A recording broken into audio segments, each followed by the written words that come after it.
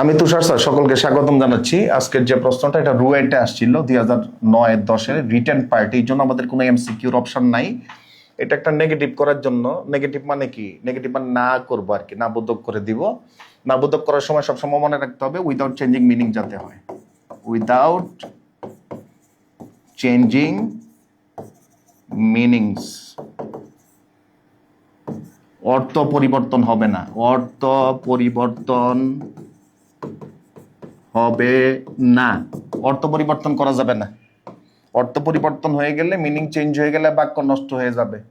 Negative করবো কিন্তু অর্থ ঠিক রাখবো। দেখি এখানে কি আছে, জিম ওয়াজ, পরে কত 22, এইভাবে লিখলাম, দিলাম ওয়াজ নট। তাহলে ওয়াজ নট যদি দেই, এখানে ওয়ানলি দেওয়া আছে, ওয়ানলি হচ্ছে adverb of focus, adverb of focus. কোনো কিছু ফোকাস করার জন্য আমরা কি করি, অ্যাডভার্ব অফ ফোকাস ওয়ানলি আমরা ব্যবহার করি। ওয়ানলি তো আমরা জানি, ওয়ানলি যদি কোনো ব্যক্তি হয়, ব্যক্তি মানে কি ওয়ান হয়, হ্যাঁ, তাহলে আমরা কি দেই, আমরা দেই নান বাট। আর যদি কোনো বস্তু হয়, থিং হয়,